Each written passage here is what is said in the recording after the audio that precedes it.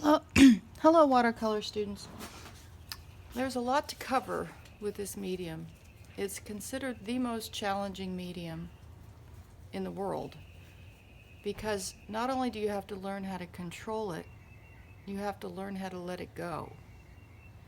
It's the most ethereal, beautiful, always transparent, never permanent, most portable, easiest on you in terms of cleaning. There's no cleaning, it's just water, basically. And it's the opposite of all other kinds of paint. It's all about the water, not about the pigment. Which is why when we set up the palette, the paint you put out on day one is it for the entire semester. Those little tubes. You never dip into those wells. You never mix in those wells. You pull out a tiny bit of pigment from the wells. I shouldn't say dip into them. You kind of do, but just a little corner of a brush. Everything happens in the mixing area and in the extra mixing area in the lid. You always put the paint into a pool of water, never the other way around. You never get big pools of water in the sides. If it happens, blot them out. If the wells get dirty, clean them up.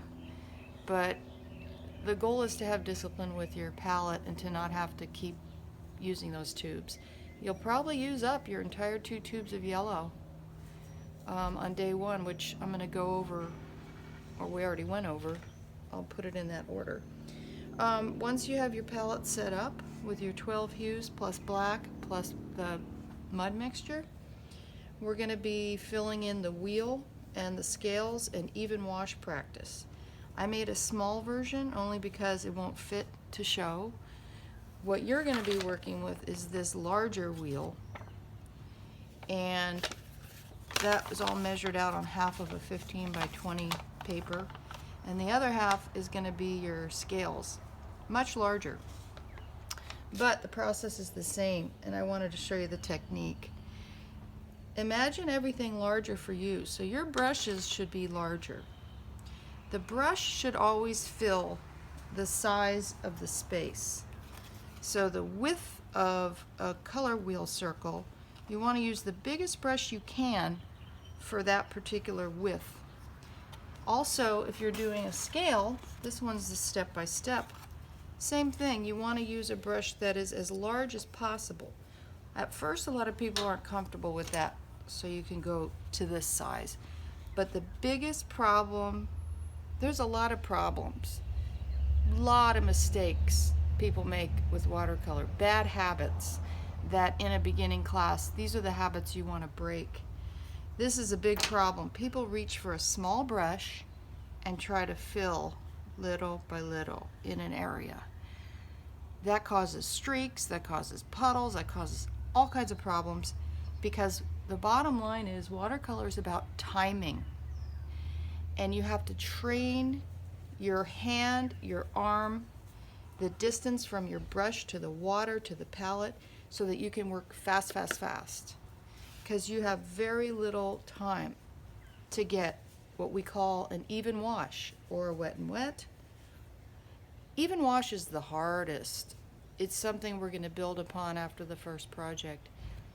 Even wash is when you see someone who's skilled, the way they fill the sky quickly, or the way they have a shift in the sky from color to color or value to value. That's huge mistake. Using a brush that's too small, you get streaks, you get marks. It's just a bad scene. Another problem people make, and this is huge, they use too much pigment. They oversaturate. This is particularly a problem when you're used to pastel or acrylic, where you're used to these big, bold statements.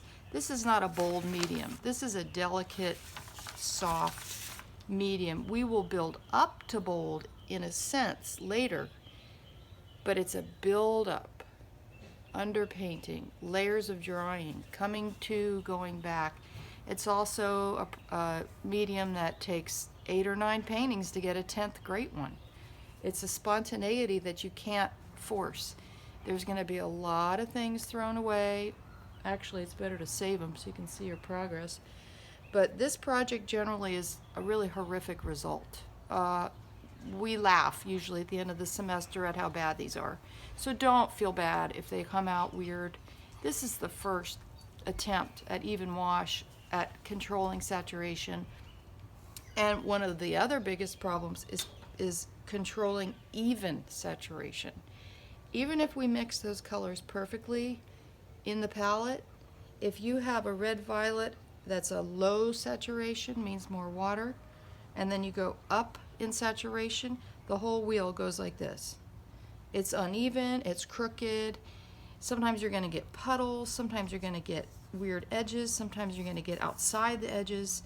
Sometimes your even wash shapes are going to be too dark. All of the things that could go wrong in here, this is practice. Every project we do, you have an opportunity to redo before we do any kind of midterm grades or final grades or each project graded. If you don't do well in a project, you can take it home, do another one, bring them both in so we can compare how you grew from one to the other.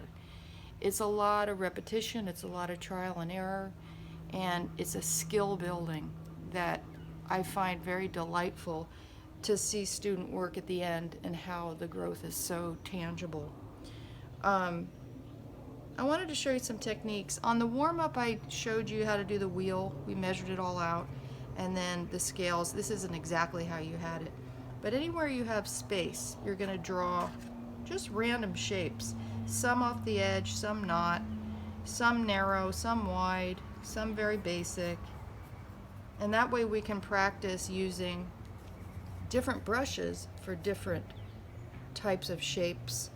Maybe have one that has a long, narrow one, so we can explore the round brushes.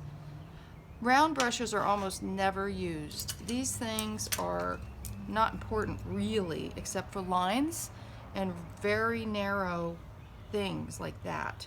Now remember, I'm working miniature, so every brush that I use for something like that, you would be using this for something like that. The ones that go off the edge are way easier because you can push the puddle off. There's so much with watercolor, so I'm just going to try not to be too long-winded in these videos, but here and there kind of throw in tidbits as I would in class. Okay, so we know now that the brushes need to fit the space. We know now that these saturations have to be the same all the way around. We know that timing is everything. And over in here, we're going to do a scale from color to blank paper, color to blank paper, and then color to another color, color to another color. They should look gentle like this. If your saturations are darker than this anywhere in here, it's a problem, such as this one, which I crossed out. It was kind of too dark, enough too dark for me to go, nah. So from the wheel, these are all our primaries, secondaries, tertiaries, and the mud mixture. We will have already labeled the palette with the colors and what they're called, and we would have already mixed them to get them perfect in terms of stair steps of value. I'm sure I'm missing something, but let's go ahead and start here. This whole paper should basically feel similar in saturation.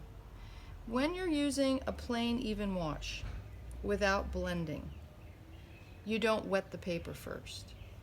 When you're doing scales like this, blended and not step by step, you do a slight damp. And it's hit and miss. Like when I did it by myself, it came out perfect, but now that I'm going to do one for you, it's probably going to be weird, but that's just how it is with watercolors. So another thing too is every brush is a sponge. Every brush holds a different amount of water. The bigger the brush, the better your success at getting an even wash, if it's a good brush. These are not good brushes, but you can see the sizes is what really, ultimately, that's what you want.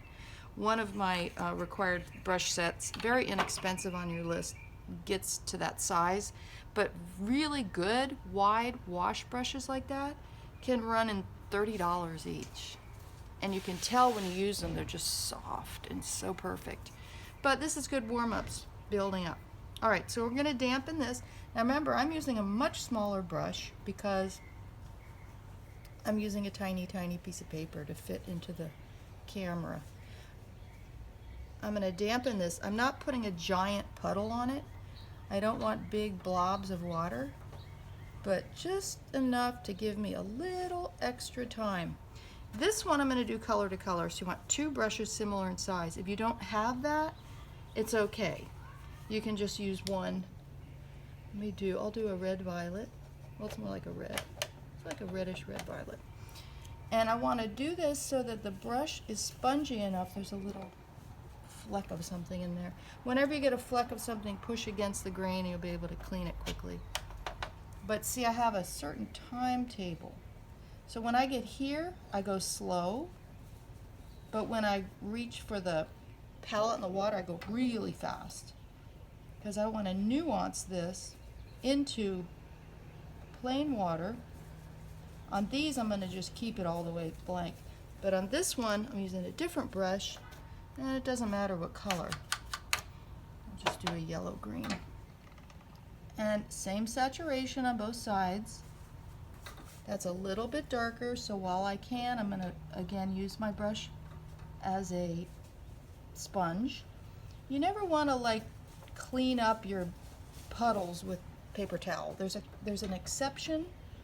Later on I'll show you, and it has to be a Bounty towel or something equivalent where it doesn't work very well. So now I'm going to pull it into my other color, and I want them to blend a little in the middle. But again, the minute it starts to get dry or scratchy, you got to stop. That's another thing with watercolor. If you try to overwork something, it's a little darker than that. Not too pleased with that, but I don't want to overdo. If you go back in, like say, okay, there's something a little off here. If I try to go in and fix it later, I can tell you right now it's a disaster. Just stop. Count your losses, get out of there, and do it again somewhere else. That's really a great rule of thumb. Now I'm going to do color into just paper. This is called an angled brush, by the way. Very similar to a flat one. It's good at getting into certain areas, but it's not required. It's not on my list. There's so many kinds of brushes. As you have, when you move forward in your career, you start to collect all kinds of different tools. But flats is a good intro, flats and rounds. I'm going to do a yellow-orange. Yellow-orange and yellow-green, as you know, are the worst in terms of mixing. No one ever mixes them with enough yellow. This is a little pink because my brush wasn't that clean, but still you get the idea. So I'm going to go into white. And see how the brush lifts like a sponge? That's hard because we want to make sure we're not lifting too much, but we want to lift enough. So a big part of this is figuring out, getting to know the brushes. Every brush is different. The brushes we share in the classroom are amazing, and I'm bummed that we can't. I have some beautiful ones in there that hold a ton of water. But again, we're doing what we can do, and it's going to be awesome anyway. So that's that. If it goes wrong, just do another one. If it goes wrong, get another piece of paper. So that's going to be any colors you want mixed together. And then all of these shapes you made are opportunities to practice. Any color you want, again. Just try not to get too saturated, always. And what's cool is, if you have the right size brush, you can be doing this and the wheel at the same time. Like, let's say this brush actually were the right size, but it's not. It's too big. I mean, it's too small of a brush for this. But if I had just done a shape that had, I'm just using the paint I just had. If I'm doing this and then I realize one of these is blue, well, that's red violet, so I have to do blue here. And again, you don't wet these over here. This and none of the shapes. This is even wash. But see how I do it fast? And I let the brush gently, without barely touching, pick up the puddle. Now, if I get all in here like annoyed and like trying to fix it, then I have these problems. I can't, I want to. It's our nature to want to fix that.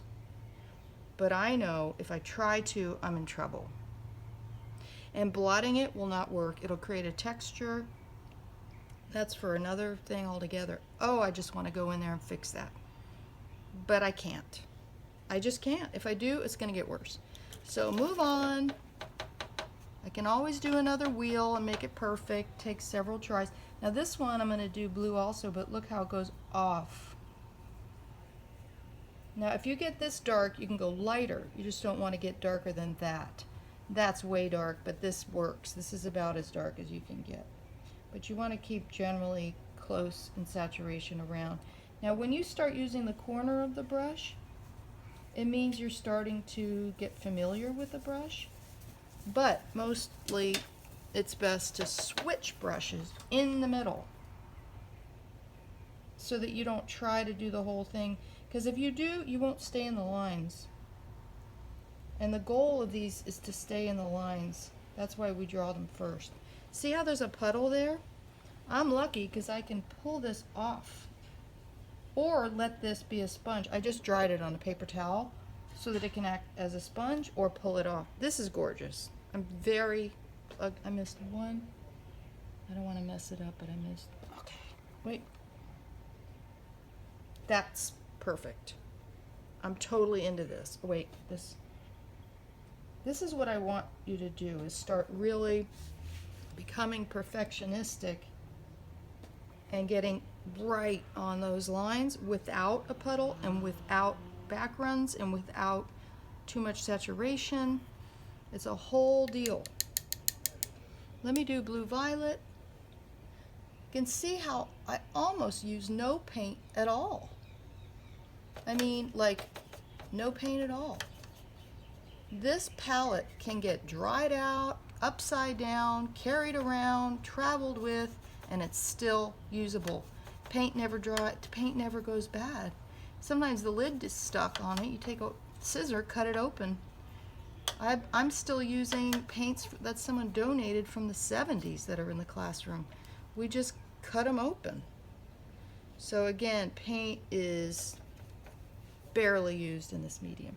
Now in here, this is so small. This is almost too big, but it's actually perfect because the idea is to spin around the circle. And again, I'm getting from, see the puddle? Now in that moment, I can dry the brush slightly and barely touch down to remove the puddle. Something else we don't want to do here is to create a line around the edge, which is a natural thing that happens with watercolor. It settles and then you get this actually gorgeous lost and found line around the edge. But in this case, we don't want that to happen because even wash is not designed to be manipulated to have that edge. In fact, it's an edge that happens on its own. If you place this down and you realize that it's the wrong saturation, it's because you don't have a test sheet. Every single project, see, I used too small of a brush. This brush is better for this. It's harder to do with a smaller brush. It's, see, not as good. I should have done that with this brush, I think. Well, see, that was bad. I don't like that at all. I'm not going to try to fix it though. Problem. Always have a test sheet. Always. You have a little sliver of watercolor paper. Test your brush first. See if it's the correct saturation. Otherwise, you're just taking a gamble on this thing. You got to know what's going to hit the paper. All right, so again, you use it in the well. Now this is a good brush for this, and I'm going to go fast. I'm going to literally stand up and do a circle like I'm driving around, and then boom. Now I went outside the line, but look how gorgeous that is. That's better than any of these because I did it quickly. So that's what I want you to do, is go fast. And if you can move your whole body as you spin, it makes it a lot easier. Spin, bend, hard edge painting, swing it around, and allow the brush to gently pick up the puddle. Now, that didn't work right here, but I did it fast enough so that well, little bit of an but you know what? If I blot it or try to, you know what I mean, just let it go. So just continue with this. You're going to do the rest of you've got your primaries, you're going to have your orange, green, and purple. And in the middle, you're going to have your mud mixture, which remember is the brown we mixed in the corner. That should be completely neutral. And that goes in here. If it looks too red, add some green. But I think we mixed it well, so that should be good. So 2 of these are going to be color to blank, color to blank. With these, you very gently dampen the paper, not big blobs of water. If it gets too blobby, you can get the water off with a paper towel before you start, but not too much water off either. And then color to color, color to color, and then practicing these shapes using different brushes along the way. This shape for me is the only one that I would use this tiny round brush for, just because I couldn't possibly get in there otherwise. But what you'll do is only use it where you need it, and then switch to a brush that's more appropriate for the width of it, because you don't want to have that bad habit of, and this happens in every painting class, people get a brush in their hand and that's the end of it. They use the same brush over and over and over, and we want to get used to grabbing this brush, grabbing that brush, quickly grabbing that. It's a speed. You want everything nearby. All right, so that is the first project. Cool. And do it as many times as you need.